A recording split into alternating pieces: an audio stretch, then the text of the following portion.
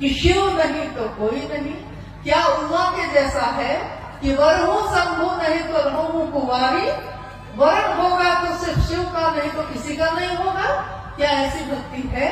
अगर है तब भी शिव के लिए है आप, और नहीं भी है अगर, तो ये रास्ता बहुत सरल है कि गुरु मान लीजिए, तू गुरु बनाना हो जेकर देहल चोला बा, दुनिया का भी कह के देवे वाला भोला बा। तो दुनिया क्या देती हमको? दुनिया तो कभी प्रेम देती है, कभी अपमान करती है, कभी अपना बनाती है, कभी पराया कर देती है। लेकिन महादेव तो ऐसा नहीं करते। वो एक बार अपने हो जाते हैं तो हमेशा अपने ही रहते हैं। तो शिव की पूजा और शिव की चर्चा में, दोनों में बड़ा भारी अंतर है। लेकिन शिव की चर्चा आपके मेरे मन में धीरे धीरे शिव के विचार को, उन्हीं के भाव को, उन्हीं के प्रेम को, उन्हीं की भक्ति को गहरा करता चला जाता है। और साहब महेंद्रानंद जी ने कहा है कि शिव की शिष्यता में एक ही चीज अनिवार्य है। क्या? शिष्यानुभूति पढ़ी है आपने? साहब की बोली हुई, वो लिखी हुई किताब है, छोटी सी, 1990 के दशक में छापी गई थी। आप में से किसी ने शिष्यानुभूति पढ़ी है? आओ चले शिव की, और किताब में भी है वो। आपने किसी ने पढ़ी है? गढ़वा में कोई पढ़ा ही नहीं शिष्यानुभूति? पढ़े हैं ना कुछ लोग? तो उसमें एक ही चीज अनिवार्य है, कुछ नहीं है तो कोई बात नहीं, अस्थाई शिष्य भाव, यही एक अनिवार्य चीज है। लेकिन ये अनिवार्य चीज जो है बड़ा मुश्किल है, बहुत कठिन है। लेकिन करत करत अभ्यास के जरमति होते सुजान, करत करत अभ्यास, यानी शिव की चर्चा करते करते, शिव की बात करते करते, दूसरे को स्टेशन पहुंचाते पहुंचाते हम भी पहुंच जाते हैं। दूसरे को महादेव का रास्ता दिखाते दिखाते हम भी उस रास्ते पे चलने लगते हैं। कहता है ना, हमको नहीं देखा हुआ है, तुम दिखा दो, तो हम भी तो उस रास्ते पे चल देते हैं। तो शिव की चर्चा करते करते हमारा मन धीरे धीरे धीरे धीरे शिव के लिए अस्थायी भाव से आने लगता है। एक जिज्ञासा है, शिव गुरु को मानते हैं, उनसे दया भी मांगते हैं, नमन भी करते हैं, पर चर्चा नहीं कर पाते हैं, तो शिव मेरे गुरु नहीं होंगे क्या? चर्चा कैसे कर पाएंगे? दया मांग पाते हैं, नमन कर पाते हैं, लेकिन शिव की चर्चा नहीं कर पाते। शिव से दया मांगना, अगर आपने पहला सूत्र ठीक से कर लिया है तो ये हो ही नहीं सकता है कि आप चुप बैठिएगा, क्योंकि उसके बाद तो आप जो बोलना शुरू करते हैं।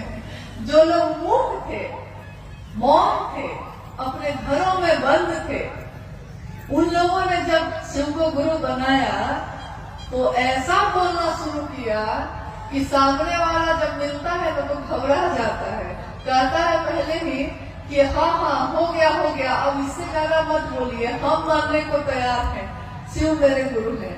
वो इतना बोलेगा कि महादेव को गुरु बनाए भैया, बनाए, कि लास्ट में वो कह देता है कि हाँ भैया अब मत बोलिए, अब थक गए, थक के वो कहता है कि इससे बढ़िया है कि मांगिए लेते हैं, तो मांग लेता है वो। यानी कि तब भी आप चुप नहीं होते।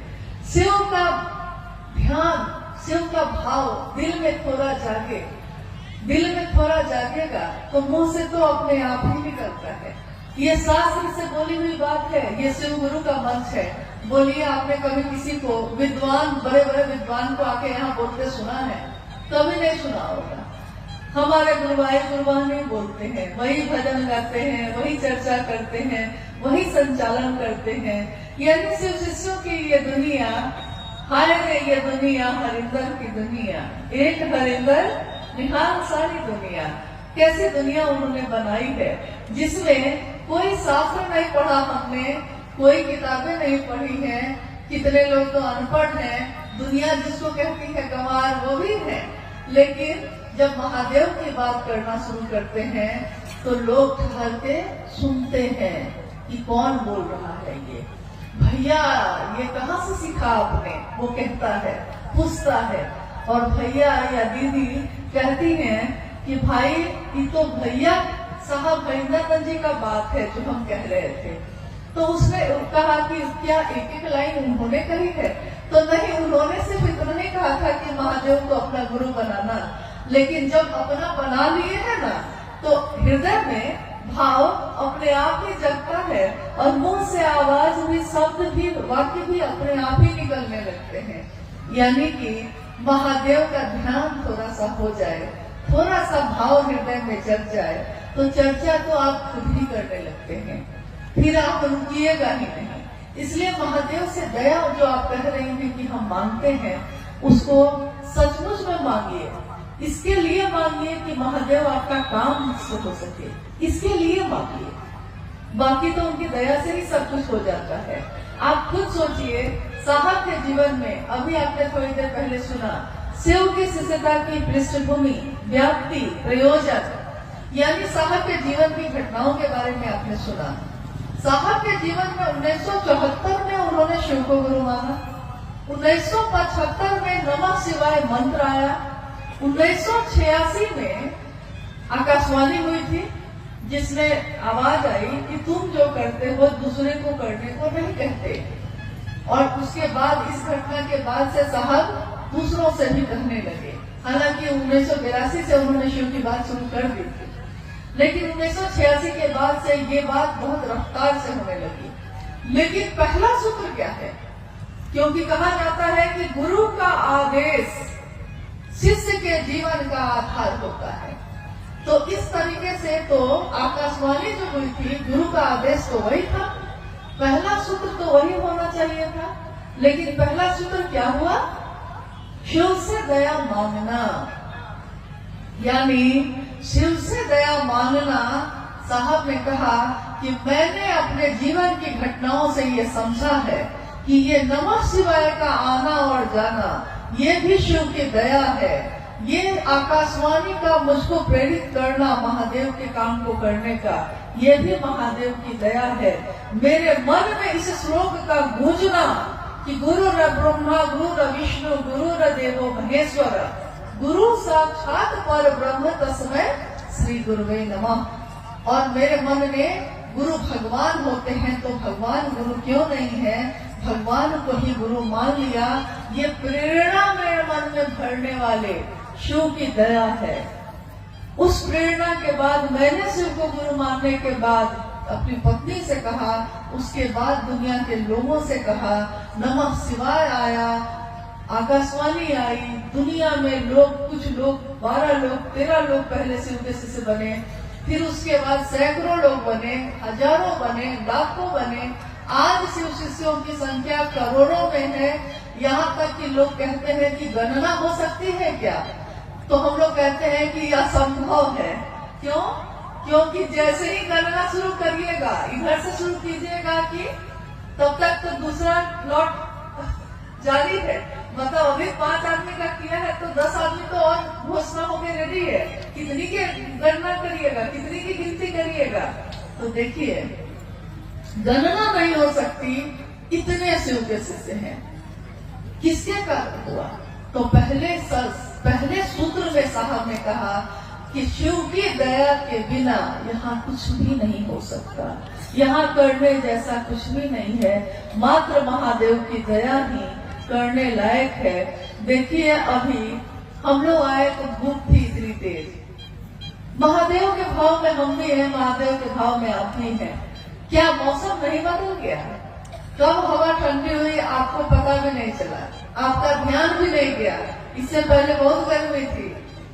तो मौसम बदलते हैं, भाव बदलते हैं, मन बदल जाता है, गलतफहमी खुशफहमी में बदल जाती है, कुछ भी हो सकता है यहाँ। तो महादेव की दया से सब कुछ हो सकता है। तो पहले सूत्र में साहब ने कहा कि महादेव की दया ही शिष्य के जीवन की शुरुआत करता है। अगर नींव का पत्थर मजबूत हो तो उसमें कितनी भी बड़ी इमारत बनेगी वो मजबूत होगी। नींव का पत्थर, यानी कि घर जब हम बनाते हैं तो घर बनाते समय नीचे नींव बनाते हैं, तो नींव बहुत मजबूत बनाते हैं, क्योंकि हम कहते हैं कि नींव मजबूत होगा तब ना दीवार भी मजबूत होगी। तो शिव से दया मांगना उसी नींव की तरह है। अगर शिव से दया मांग लिया है ठीक से, मन से, इसके लिए कि आपका काम हो सके, तो चर्चा तो आप ढूंढाल करिएगा, और नमन में तो आपका मन दिन रात रहेगा ही रहेगा। इसके सिवा और कोई चारा नहीं है। अब क्या आएगा? हाँ, एक अंतिम जिज्ञासाएं तो बहुत हैं, लेकिन हम सभी समय में बंधे हैं, इसलिए एक अंतिम जिज्ञासा है कि हम गुरु भाई बहनों, हम गुरु भाई गुरु बहनों के जीवन में महाशिवरात्रि का क्या महत्व है? हम लोग महाशिवरात्रि क्यों मनाते हैं? हम सभी गुरु भाई गुरु बहन यानी शिव के शिष्य, हम सभी गुरु भाई गुरु बहनों के जीवन में महाशिवरात्रि का क्या महत्व है? हम महाशिवरात्रि क्यों मनाते हैं? जब साहब मधेपुरा में रह रहे थे, उसी समय मां नीलमानंद जी ने कहा कि हमने शिव को गुरु बनाया है, तो हम लोग को शिव के लिए कुछ करना तो चाहिए, तो हम क्या कर सकते हैं?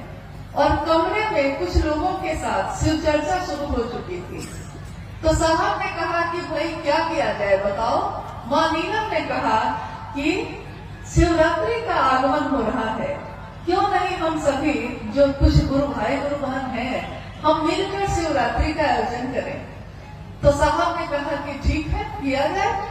लेकिन उस समय ज्यादातर जगहों पे हरे रामा हरे कृष्णा का बोल चलता था, यहाँ तक कि माँ दुर्गा के मंदिरों में भी, शिव के मंदिरों में भी हर जगह हरे रामा हरे कृष्णा होता था। तो साहब ने कहा कि यार इन महाशिवरात्रि का आयोजन है, शिव की पूजा करेंगे, लेकिन बोल क्या होंगे, हम बोलेंगे क्या उसमें? तो मां नीलमानंद जी ने लिखा, हरा भोला भोला भोला भोला हरा हरा,